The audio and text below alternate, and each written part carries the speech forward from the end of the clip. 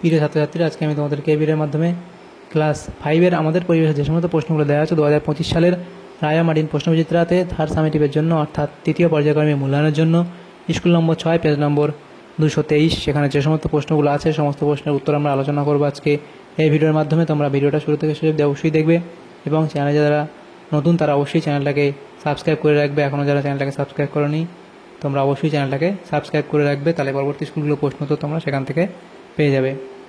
আর এর আগে যে স্কুলগুলো ছিল সেগুলোর আমরা আলোচনা করে দিয়েছি, তারপরে লিস্টে তোমরা পেয়ে যাবে সেই প্রশ্ন উত্তরগুলো, সেখান থেকে দেখে নিও। আর আগের স্কুলগুলো 1 থেকে 5 অবধি। তো আজকে আমরা 6 নম্বর স্কুলের প্রশ্ন উত্তরগুলো আলোচনা করবো এবং এই প্রশ্ন উত্তরের পিডিএফ তোমরা পরবর্তীতে আমাদের টেলিগ্রাম চ্যানেল থেকে পেয়ে যাবে। ডেসক্রিপশনে আমাদের টেলিগ্রাম চ্যানেলের লিঙ্ক দেওয়া আছে, সেখানে যুক্ত হয়ে যাবে, তাহলে পরবর্তীতে তোমরা পিডিএফগুলো সেখান থেকে পেয়ে যাবে। তো একের দাগে দেখো বলা আছে নিম্নলিখিত প্রশ্নগুলির উত্তর দাও যে কোনো 10টি। প্রথম প্রশ্ন কি, সমাজভিত্তিক বন কাকে বলে? লিখবে এই প্রশ্নটা যে লোকালয়ের মাঝে যেসব ছোট ছোট বন তৈরি করা হয় তাকে বলা হয় সমাজভিত্তিক বন।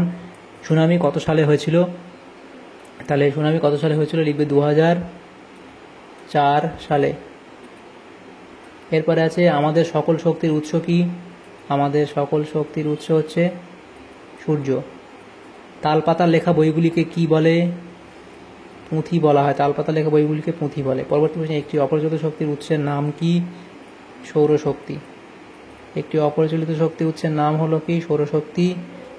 কোন তারিখকে বিশ্ব বয়স্ক দিবস বলা হয়? লিখবে 1 অক্টোবর। এর পরবর্তী প্রশ্ন, ধান কাটা ঝাড়ার আধুনিক যন্ত্রটির নাম কি? সেটা হলো হারভেস্টার।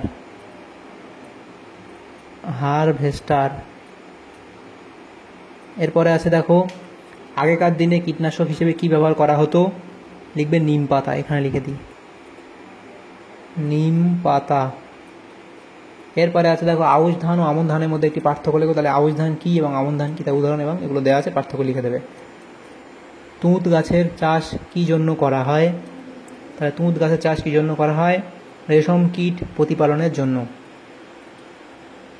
রেশম কীট প্রতিপালনের জন্য। রেশম কীট প্রতিপালনের জন্য। ঘুনি কাকে বলে? লিখবে এটা। বর্ষাকালে মাছ ধরার জন্য স্রোতের মুখে বাঁশের শলা দিয়ে তৈরি যে বিশেষ খাঁচা বসানো হয় তাকে ঘুনি বলে। কোন পাখির পালক সুন্দর? সেটা কি লিখবে? হুইয়া পাখি। হুইয়া পাখির পালক সুন্দর। এর পরবর্তী প্রশ্ন কি, পশ্চিমবঙ্গের প্রধান খনিজ সম্পদ কি? পশ্চিমবঙ্গের প্রধান খনিজ সম্পদ কয়লা। এরপরে আছে, ভুটানের কাছে অবস্থিত জলবিদ্যুৎ কেন্দ্রটি কোন নদীর উপর গড়ে উঠেছে? লিখবে জলঢাকা নদী। জলঢাকা নদীর উপর গড়ে উঠেছে। সোলার কুকার কাকে বলে? লিখবে যে যন্ত্রের সাহায্যে সৌরতাপ ধরে রেখে তার তীব্রতা বাড়িয়ে রান্না করা হয় তাকে সোলার কুকার বলে। এর পরবর্তী প্রশ্ন 2-এর দাগে শূন্যস্থান পূরণ করো। প্রথম যে প্রশ্ন এখানে আছে শূন্যস্থান পূরণ করার জন্য, সেটা বলা হচ্ছে সূর্যের সবচেয়ে কাছের নক্ষত্রের নাম হলো প্রক্সিমা সেন্টাউরি। তাহলে এটা হবে প্রক্সিমা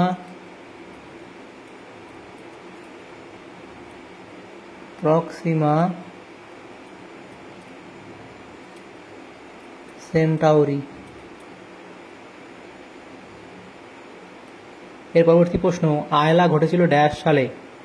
আয়লা ঘটেছিল 2009 সালে। ড্যাশ হলো পরিবেশ বান্ধব একটি যান বা পরিবহন। সাইকেল, রিক্সা, যা লিখতে পারো।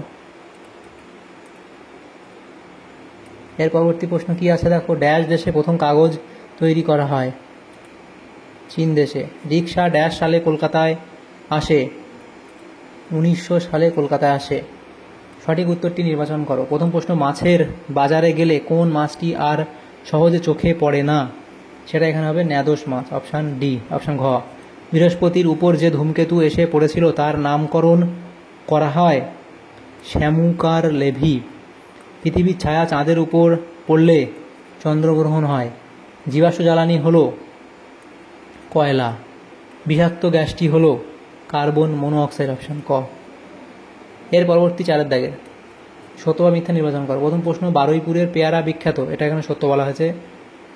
এর পরবর্তী প্রশ্ন কি,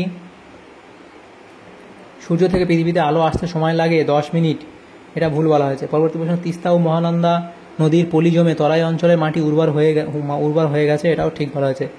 সমুদ্রের নোনা মাটি কৃষিকাজের পক্ষে ভালো, এটা ভুল। আসানসোল সমুদ্রপৃষ্ঠ থেকে প্রায় 200 মিটার উঁচুতে অবস্থিত, এটা সত্য বলা আছে। তাহলে প্রথমটা ঠিক, তারপরটা ভুল, তারপরটা ঠিক, তারপরটা ভুল, তারপরটা ঠিক। এর পরবর্তী প্রশ্ন দেখো, বামের স্তম্ভ এবং ডানের স্তম্ভ মেলাতে বলা হয়েছে। প্রথম প্রশ্ন, গাছের ছাল, সেটা আমাদের হবে কি প্যাপিরাস। গাছের ছাল, এটা হবে প্যাপিরাস। এর পরবর্তী প্রশ্ন, গাছের শিকড়, সেটা হবে মাটির ধস রোধ করে।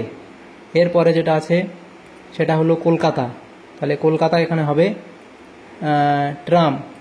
এর পরবর্তী হলো যে নদীর জল কমা, এটা হবে ভাঁটা। এরপরে যেটা আছে সেটা হলো যে কলের জল, সেটা এখানে হবে নষ্ট করা উচিত নয়। তাহলে বাম স্তম্ভ ডান স্তম্ভ মিলে নেবে হবে। এর পরবর্তী যে প্রশ্নগুলো আছে 6 দাগের, সেখানে বলা আছে নিচের যে কোনো 5টি প্রশ্নের উত্তর দাও। প্রথম প্রশ্ন এগুলো আছে এবং 7 দাগের প্রশ্নগুলো আছে। প্রথম প্রশ্ন কি, 6 দাগের 1, ডিবিসি এর পুরো নাম কি? Damodar valley corporation. এটি কোন উদ্দেশ্যে গড়ে উঠেছিল? যে ডিবিসি গঠন করার প্রধান উদ্দেশ্য ছিল বন্যা বন্ধ করা। শিশুর যে কোনো 2টি অধিকারের কথা লেখো। তাহলে এখানে দেখো এতগুলো আমরা অধিকার দিয়ে রেখেছি, 7টা, যে কোনো 2টো এখান থেকে তোমরা লিখবে। পরবর্তী আছে কি, মানুষ বাঘ মারত কেন? বাঘের আক্রমণ থেকে নিজেকে এবং অন্যান্যদের বাঁচাতে মানুষ বাঘ মারত, তবে বন্দুক দিয়ে বাঘ মেরে সেই ছবি ঘরে টাঙিয়ে রাখতো নিজের বীরত্ব দেখানোর জন্য। আবার অনেকে বাঘের চামড়া দেয়ালে টাঙানোর জন্য বাঘ মারত। 6-4 বলা আছে পথের পাঁচালী কার লেখা? পথের পাঁচালী বইটিকে কেন্দ্র করে কে সিনেমা বানিয়েছিলেন? তাহলে পথের পাঁচালী যে বইটির লেখক বিভূতিভূষণ বন্দ্যোপাধ্যায়, পথের পাঁচালী বইটিকে কেন্দ্র করে সত্যজিৎ রায় সিনেমা বানিয়েছিলেন। পরবর্তী প্রশ্ন কি, লুপ্তপ্রায় প্রজাতির মাছকে রক্ষা করার জন্য কি কি ব্যবস্থা নেওয়া যেতে পারে? তাহলে যারা মাছ চাষ করেন তাদেরকে কি কি ব্যবস্থা নেবে? যারা মাছ কেনেন তারা কি করবে? পঞ্চায়েত পৌরসভা কি করবে? অন্যান্যরা কি করবে? সেটা পৌরসভা আকারে দেওয়া আছে, লিখে নেবে। পরবর্তী প্রশ্ন, সুস্থ সামাজিক পরিবেশ কীভাবে গঠন করবে? সুস্থ সামাজিক পরিবেশ গড়ে তোলার জন্য এই যে পয়েন্টগুলো দেওয়া আছে, মানুষকে শিক্ষিত হতে হবে, এই পয়েন্টগুলো লিখবে। পরবর্তী যে প্রশ্ন আছে দেখো, সেখানে বলা আছে কি 6.7, ভূমিকম্প হলে তোমরা কি কি সাবধানতা অবলম্বন করবে? তাহলে ভূমিকম্পের সময় আমাদের যে সকল সাবধানতা নেওয়া উচিত তা হলো, এই পয়েন্টগুলো লিখবে 5টা। এখানে পরপর যে পয়েন্টগুলো এখানে দেওয়া আছে দেখো, এবং এর পরে যেটা আছে কি ভূমিকম্পের আগে গৃহীত সাবধানতা, তাহলে ভূমিকম্পের আগে কী কী করবে সেগুলো। 7 দাগের প্রশ্ন, নিচের প্রশ্নের উত্তর দাও। যে সূর্যগ্রহণ কাকে বলে? চিত্র সব বর্ণনা করে। তাহলে সূর্যগ্রহণ কাকে বলে লিখবে কি, কোনো অমাবস্যার দিন যখন সূর্য পৃথিবীর মাঝে চাঁদ এক সরলরেখায় আসে, তখন কিছুক্ষণের জন্য চাঁদের ছায়া পৃথিবীর উপর পড়ে। পৃথিবীর যে অংশে চাঁদের ছায়া পড়ে সেখান থেকে ওই সময় সূর্যকে দেখা যায় না, একে সূর্যগ্রহণ বলে। এই ছবিটা তোমরা দেখবে এবং ছবিতে কী আছে সেটা বলা আছে। পরবর্তী প্রশ্ন কি, জলচক্র কাকে বলে এবং জলচক্রের ছবি এঁকে দেখা। তাহলে জলচক্র কী কী হয় দেখো, এটা জলচক্র। তাহলে এখানে দেখো পাহাড়ের মাথায় মেঘ ও বরফ, তারপর সেখান থেকে বৃষ্টি ও পাহাড়ি নদী, তারপরে কি হয় জলাশয় নদী সমুদ্র, সেখান থেকে আবার জল বাষ্পীভূত হয়, বাষ্পীভূত হওয়ার পরে আবার পাহাড়ের মাথায় মেঘ ও বরফ হয়, এভাবে আবার এগুলো এভাবে পরপর হয়। তাহলে জলচক্র সেটা তোমরা এভাবে লিখবে, জলচক্র বলে।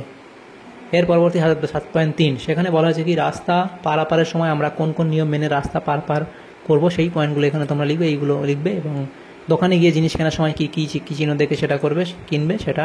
এবং আফসানা খাতুন, রেখা কালিন্দী ও সুনিতা মাহাতো এরা কিসের বিরুদ্ধে আন্দোলন করেছিলেন? সেটা লিখবে কি আফসানা খাতুন, রেখা কালিন্দী ও সুনিতা মাহাতোরা কম বয়সে বিয়ে বা বাল্যবিবাহের বিরুদ্ধে আন্দোলন করেছিলেন। তাহলে এটা লিখবে। তাহলে দেখো আমাদের এখানে যে প্রশ্নগুলো ছিল ক্লাস 5-এর থার্ড সামেটিভের জন্য আমাদের পরিবেশের 6 নম্বর স্কুলের সমস্ত প্রশ্নের উত্তর আমরা আলোচনা করলাম আজকে এই ভিডিওর মাধ্যমে। তোমাদের যদি সামান্যতম উপকার এসে থাকে ভিডিওটা অবশ্যই লাইক করবে এবং বেশি বেশি করে বন্ধুদের সাথে শেয়ার করবে। আর পরবর্তী যে স্কুলগুলো আছে সেগুলো প্রশ্ন উত্তর পাওয়ার জন্য অবশ্যই তোমরা আমাদের চ্যানেলটাকে সাবস্ক্রাইব করে রাখবে। Thanks for watching.